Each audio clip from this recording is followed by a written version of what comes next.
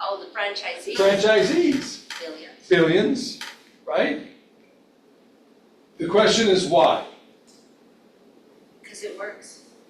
It works. It's a system that provides for what? Success. Predictability and duplication.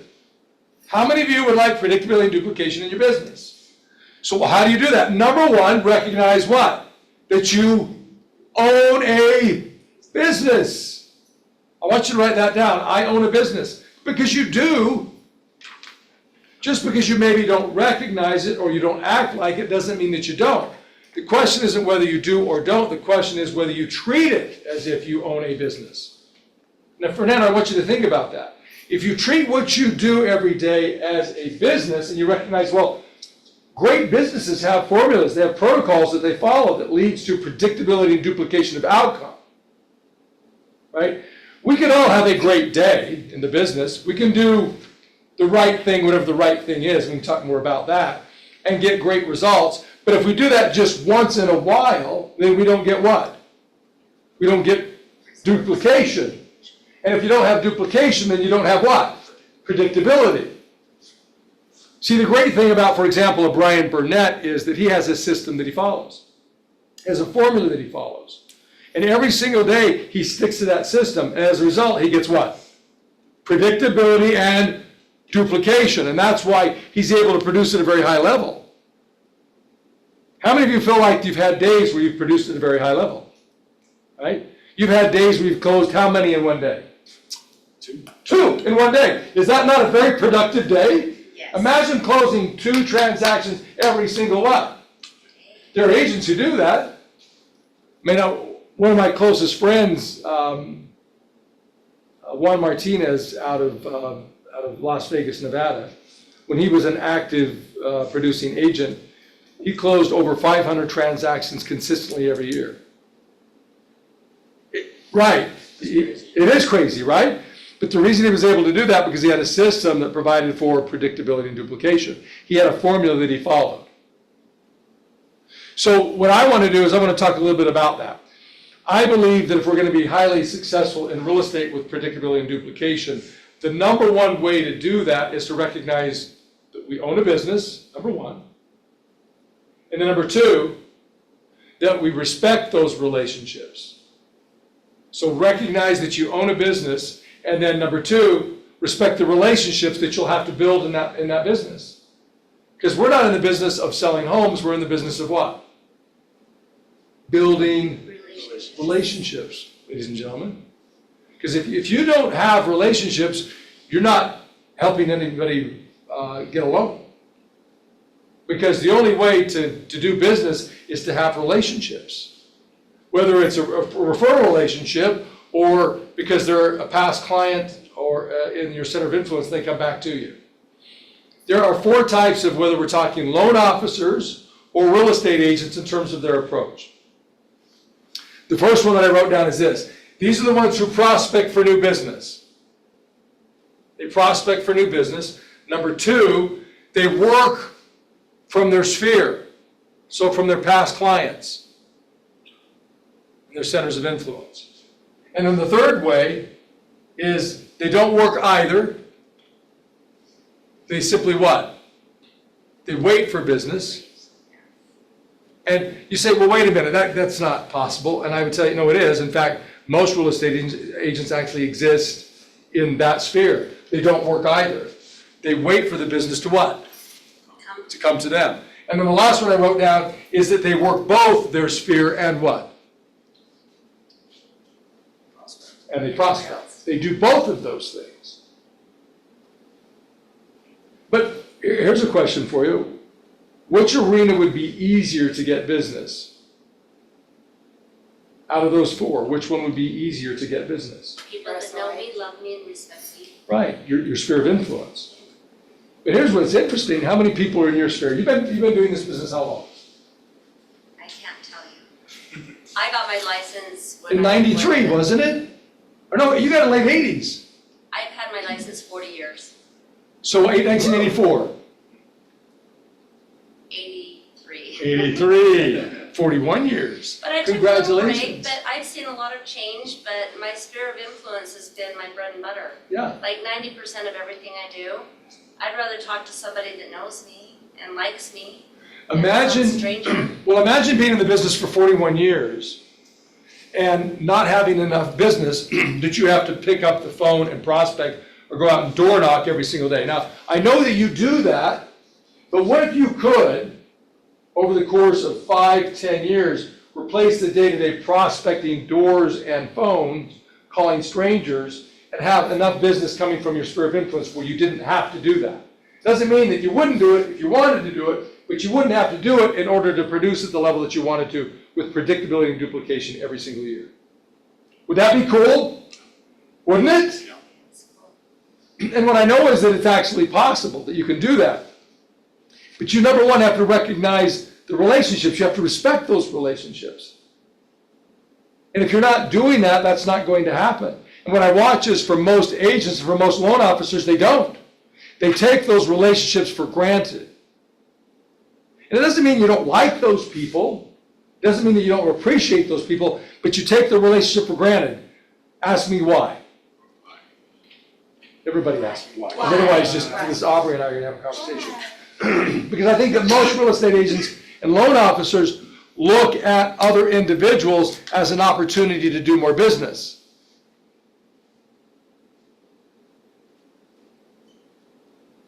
Digest that for a second. Well, John, isn't that, I mean, I own a business, so isn't everybody an opportunity to do business? Well, you can have that mentality, but what I know is that that mentality leads to a lack of prospecting. Because how many of you know for a fact, Fernando, that if you talk to more people, build more relationships, you do more business? Absolutely. Right? But how many loan officers take the approach of every single day they proactively prospect? They pick up the phone and call people they don't know. They don't, do they? Right. Because they look at everybody as a business opportunity, but they don't look at them as a human being who has wants, needs, wishes, desires, hopes, and fears, and actually just needs some what?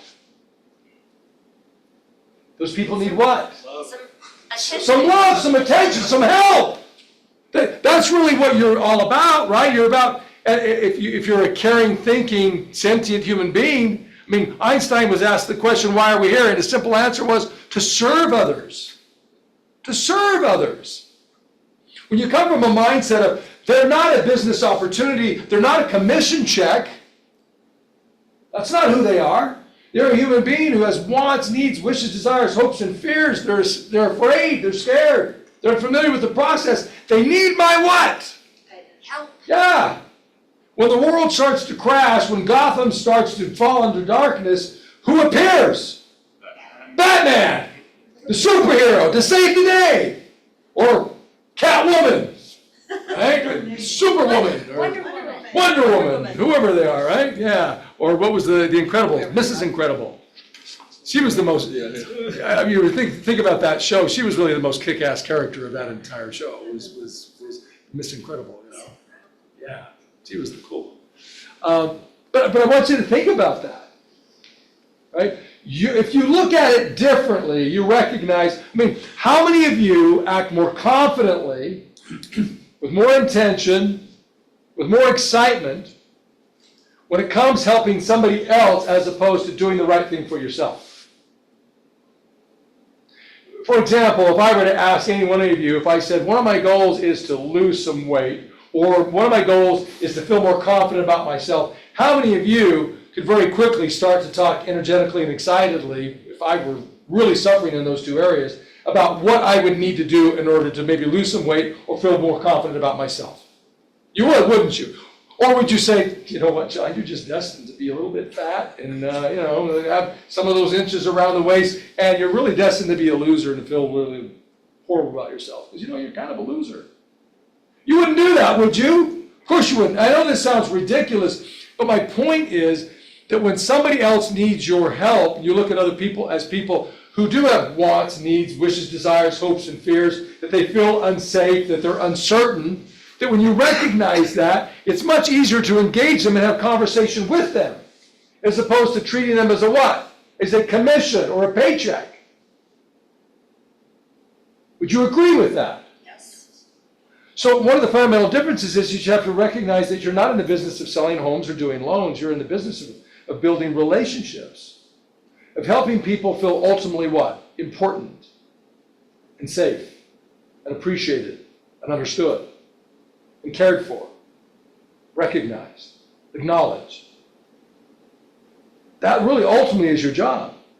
But see, if you're not consistently reaching out to people and letting them know that you're thinking about them, that they're on your mind, and that you are there for them, you won't build those relationships. And so you'll do what most loan officers have to do, or what most real estate agents have to do, is they'll have to prospect if they're going to get any business at any high level with predictability and duplication. And I'm not saying there's anything wrong with that, because I think you should prospect. I really do. But what I know is that it's always easier to do business with people you already what? You already know. It is always easier. Why? Because they like you, they trust you, and they respect you. It's called your sphere of what? If they don't like you, trust you, and respect you, it's not your sphere of influence. Sounds like possibly your enemies list or a list of strangers at best, right? So what does that look like? I'm going to give you just some really simple things.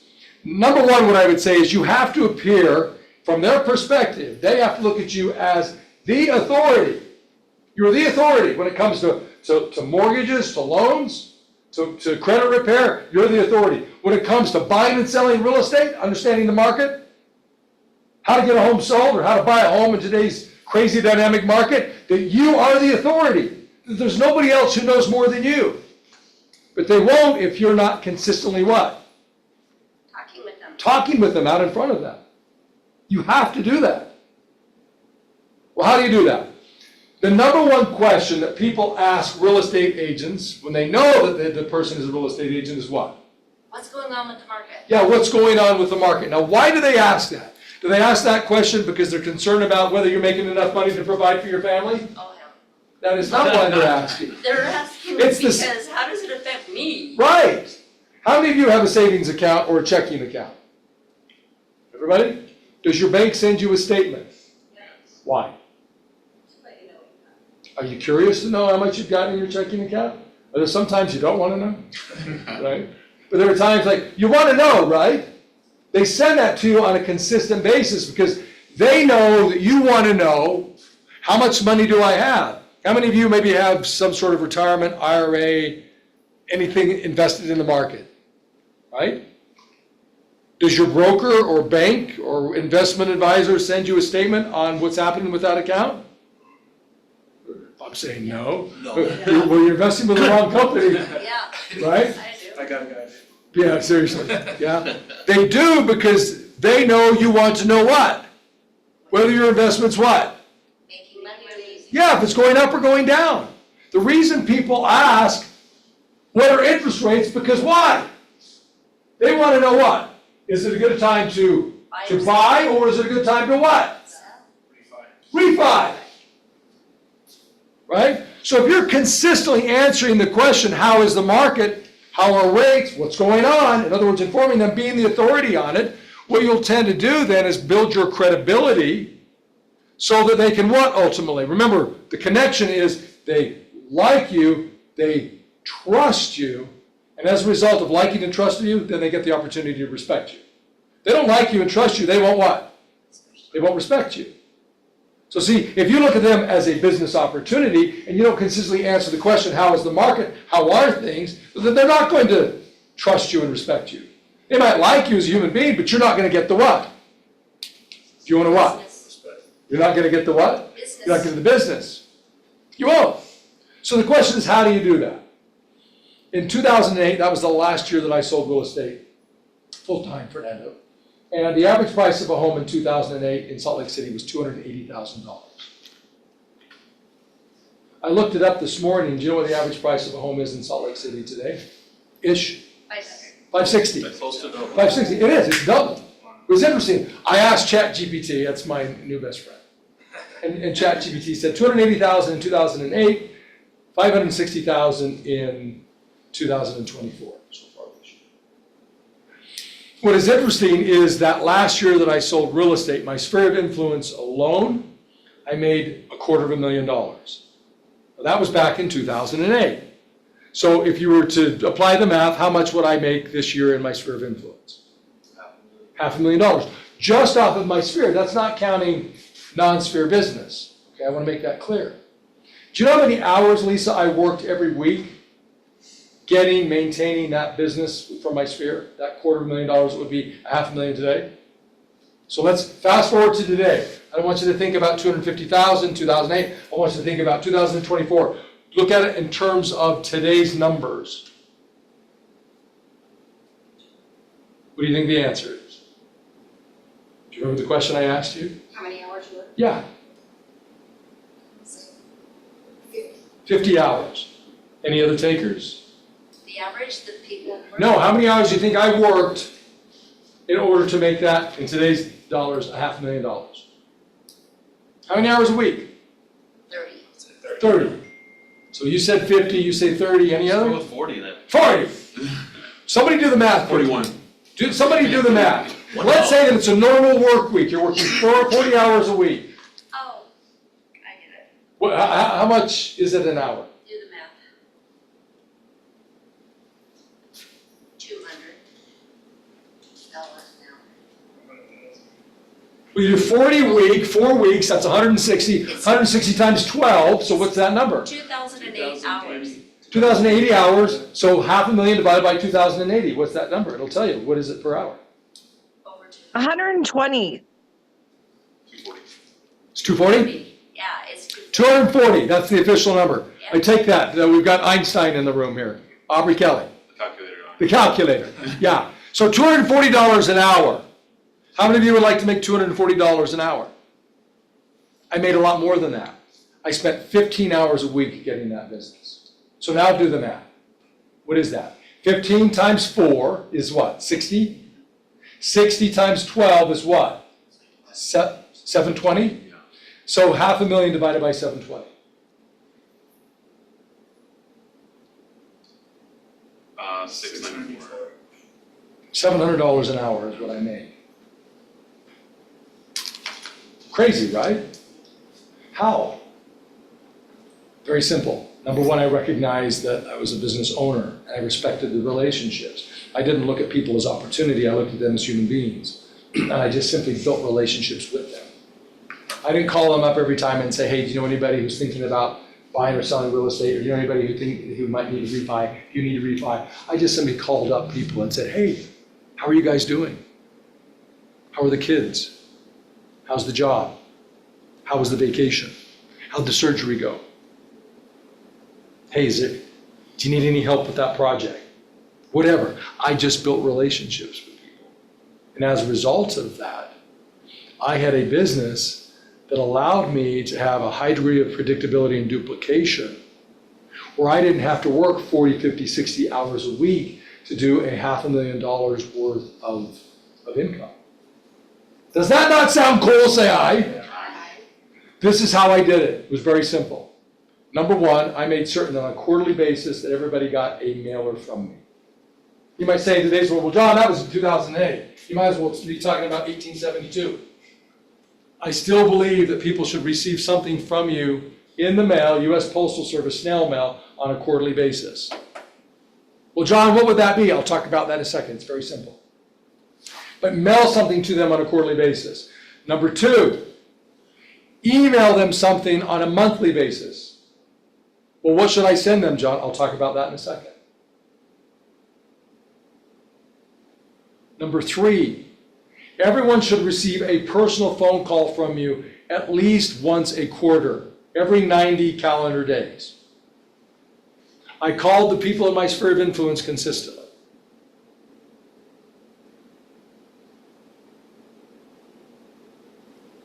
$487 people is what I had in my sphere of influence when I did that business that last year.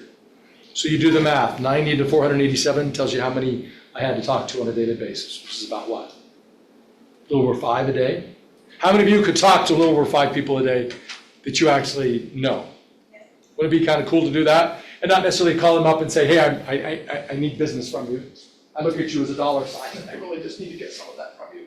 But you just simply call to what? To let them know that what?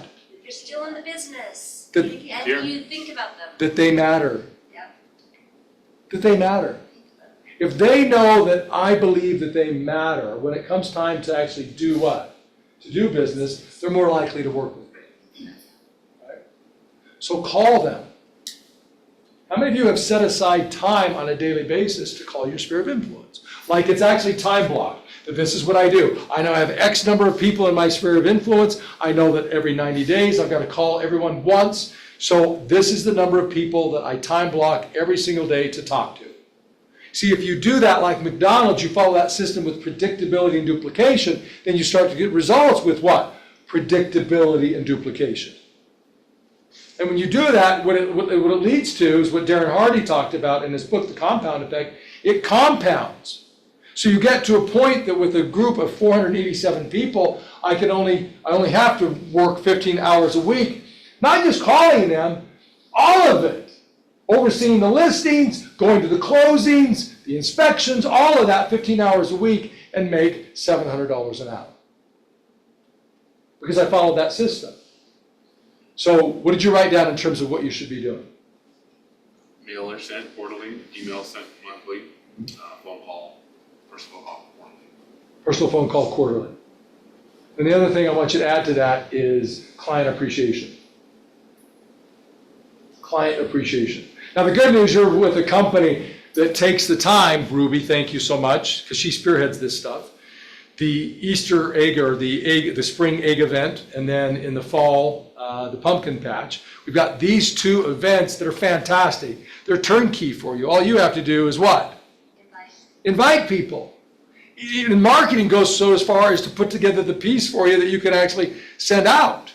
So it's not like you have to reinvent the wheel every time. It's all done for you. All you have to do, which should be already part of your protocol, your system, is to pick up the phone and what? Or knock on the door and invite them. Because see, the client appreciation event is about building what? Relationships. And if you'll do that and then add what wasn't a thing in the day back when I was still selling real estate, which was social what? Social media. Notice that it's not called business media. It's called social media. Facebook was about what? What do they call it? When you connect with someone, you have a new what? Network. No, what Facebook calls it what? Oh, Friend, right. Friending. Friending, right?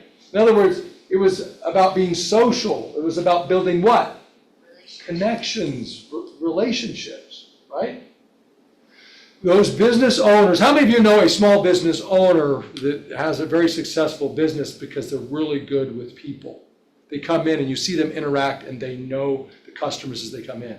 One of the places I've been going to recently is Rich's Bagels up on Highland Drive. And they've been there for years, but I never really went there consistently. Well, I've started to go there consistently, and what is interesting is Annette, who works there, who works with Rich, who owns the place, right? At one point, a couple of weeks ago, she just looked at me, she said, "What's your name?" I said, "John." She said, "Well, I should get to know your name because you are coming in consistently." And she said, "I now know what you order, because now when I come in," she said, "Same as always?" Yep. I don't have to tell her, she knows. And that's really good, and she's been working there for years. I know she's been working there for years because on the wall, guess what they have? Photographs of her and Rich and other employees with whom? Customers. And Rich's Bagels has been there, I don't know, for 30, 40 years. You walk in and it feels like family. You'll be standing there, waiting for your order, and somebody new will walk in, and Annette will say, "Hi, Tom. Good morning. Same as always?" "Yep." "Hey, Annette, good morning." "Hey, Brenda, good morning." Constantly. Because Rich's Bagels treats it as a what? As a family. Is that they're building what? Relationships. So I said, well, I would answer the question with the mailer, whether it's U.S. Postal Service or the email, what is it that you send out? Well, remember, the number one question that people ask when they find out that you're in the business, whatever business you're in, is what? How is the what? How is the market? They ask that from a self-interested standpoint. So then the obvious is to answer that question with the report. Provide them KPIs, key performance indicators. Let them know how the market is. Metrics such as what? How many homes are on the market? How many homes are under contract? How many homes have sold within a certain period of time, whether it's the last 30 days, the last quarter, within the last year, year over year. The average sales price. Interest rate. Interest rates. In other words, paint a picture for them.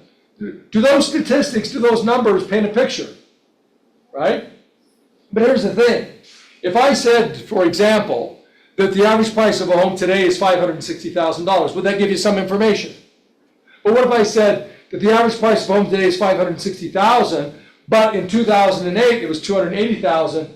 What does that do for you? It gives you what? Perspective. And with that perspective, you have more what? You have more information. With more information, you can make smarter what? Decisions. You also know it tells you what direction the market's what? Going. In other words, it fundamentally answers the question, how is the market? So when you become the person who answers that question consistently, without them having to ask you, you preemptively, consistently, on a monthly and quarterly basis, just send out that report, let them know how the market's doing, you become the trusted what? Authority. And when you become the trusted authority, when it's time for them to buy or sell real estate, or when it comes time for them to get a loan, who do they, just out of just pure being like rote repetition through muscle memory because of the interactions with you, who do they think about? Brenda Lee. That was very kind of you, yes. They do. They think of Brenda Lee. So we said enough about this, but I want you to think about that. There isn't anything that I've covered here this morning that you don't already know. That's not the issue. My question is, are you doing it? And what I watched, Brenda Lee, is agents who've been in the business and loan officers who've been in the business for not months or years, but decades, and still haven't figured this out. Is there anything that I presented this morning that's complicated that you didn't understand? You just simply have to take the time to put it together, put it in place. It's not complicated. Time block the time to call people. Take your database. I don't have a database. Yes, you do. It's called your iPhone, your smartphone. Every human being that you know that you interact with is in that phone. That's your database. Take that, put it into Excel. I don't understand Excel, neither do I. I barely know how to spell it. But what I do know, I'm smart enough to know that I can find somebody who understands Excel that also would understand how to get the information from my phone and get it into Excel. So then I could then print out a report. See, if you're not high-tech like me, which I'm not, I'm low-tech, right? I print out a report and I will just look at the names and the numbers on the list and just start making the calls. I wouldn't have a CRM, I would just make the calls. Most of you would probably have a CRM. Get that information into CRM and follow the CRM. It'll remind you what to do and when to do it. But I promise you, if you will do that, you're going to build a business that has predictability and what? Duplication. And what you'll find is that the amount of hours that you have to work to get the amount of business will go down year after year after year to where you get to a point where you can do $500,000 in production working 15 hours a week. How cool would that be? Be really cool, right? And I'm telling you, this is not pie in the sky. This isn't conjecture. This is real. There are a lot of agents in this company. There are a lot of agents in this market. There are a lot of agents across the nation who operate exactly as I'm talking about. But you have to start somewhere. And the cool news is this, is that we give you all sorts of resources to start. So any thoughts or any questions? None? Okay. Yes. How much time would you say, I mean, especially if you're kind of revamping things, Yep. would you spend on creating a system? Or even like just kind of updating your system? Yeah. I would say as long as it takes. What I would be doing is I would set aside some time on a weekly basis to work specifically, not in my sphere of influence, but on my sphere of influence. Does that make sense? There's working in your business and then there's working on your business. Working in the business is the day-to-day how to get business and how to oversee the business, right, that you're managing right now. Working on the business is, okay, creating the systems, tweaking it, refining it, so that as you go out and execute, you get better results. So I would set aside some time. Set aside an hour a week to begin to, or a couple hours a week in the beginning, to work on creating the system. And it's not like you have to invent the system from scratch without any prior information, knowledge, or resources. You already have some of that.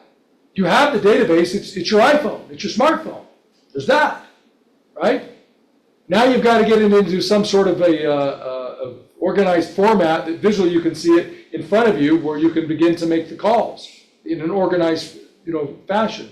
Well, get somebody, if you're not high tech, to help you get it to export from your phone and get it into Excel, however, whatever that looks like. I don't know what it looks like.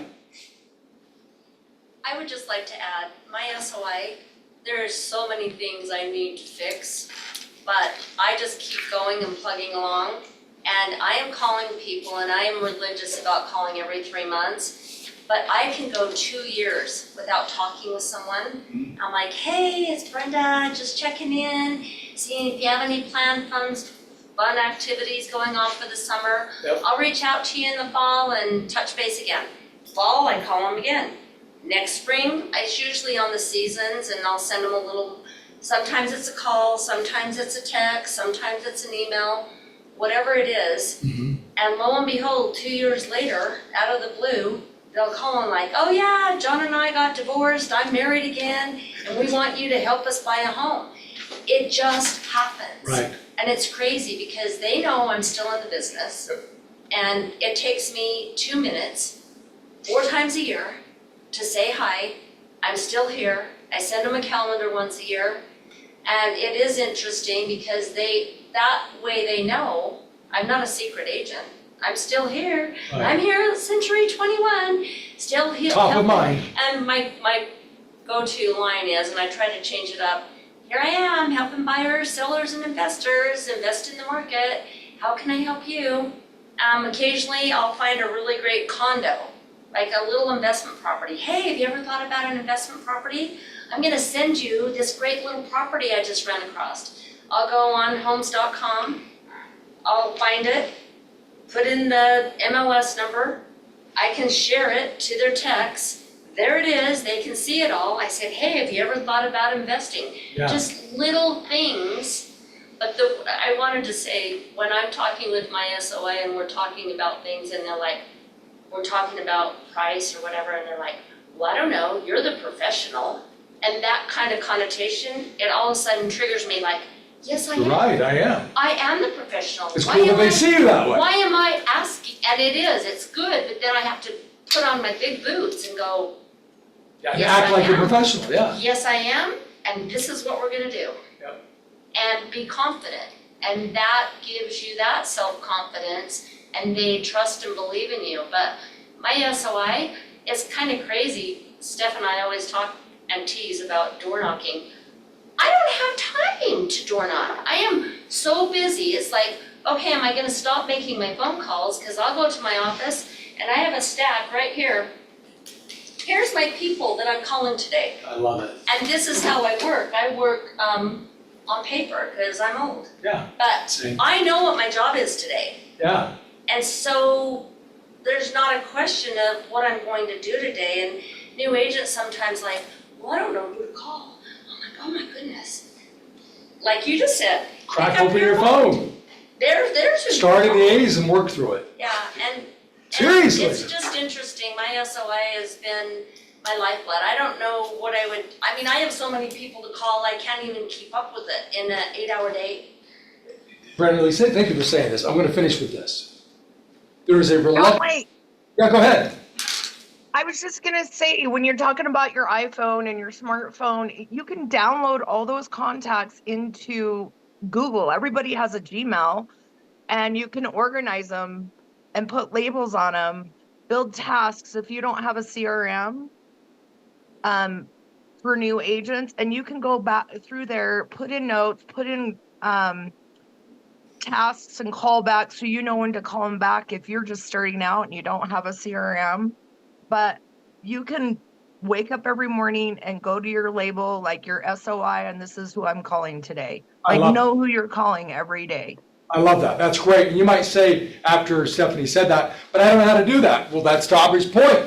You got to set aside the time, a couple hours a week, to work on creating that system. but just because you don't know doesn't mean you shouldn't start figuring it out. Because if you And start if you don't know figuring it how out, to do that, call me. I'll show you. there you go. Brenda runs out of paper and I run out of Google. So let me just finish with this. There's a reluctance on the part of loan officers and agents to make the calls to their sphere of influence because you don't want to appear to be what?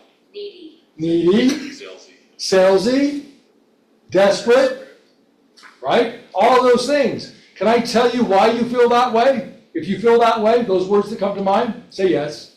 Yes. Because you're thinking about yourself and not about Yep. them. You're being selfish. Because you're looking at them in this mindset, in this framework. You're a dollar sign to me. And anytime money's involved, of course you're going to feel guilty because you're just looking at them as a dollar sign. Stop doing that. Set that aside. Your job is just to, look, you think about your telephone, and I'm talking about crack open your phone and just start with the A's and go through it. Pick up the phone and start with Adam Adams and say, Adam, this is John Ciet. I was thinking about you, just wanted to check in and see how you're doing. It's been a couple years since we talked. How are you doing? How's Annette? How are the kids? Where are you living these days? You still working out at Vivint? And you don't need to talk business. Just talk to them. It's a total mindset. Look, this is how I work. Guess what's on the top? Person that needs my help. Yeah, That's my mindset. yep, They need my help. right. There are too many, I hate to say it, crappy agents out there that Well, don't true. know what they're doing, and I do know what I'm doing, and I need to help these people. Well, and they need you. They need me. They do They need you. need us. They do. So stop looking at them as a business opportunity or as a Right. dollar sign, and just simply as a human being Yep. like you who likes to be connected. Because we all want to be connected. We want to be around people who are like us, who appreciate us and acknowledge us. Yes? So recognize that. Listen, if you'll do this, I promise you the business will get easier and easier and easier. And we've all been there. When we're making money, life's a lot more what? Easy. Fun. It's Freedom. fun.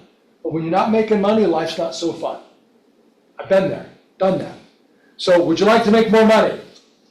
Pay attention to what I'm talking about and begin to implement that. Set aside some time to build this and get it in place. Fair enough? Okay, all right, stand up and let's close this out with some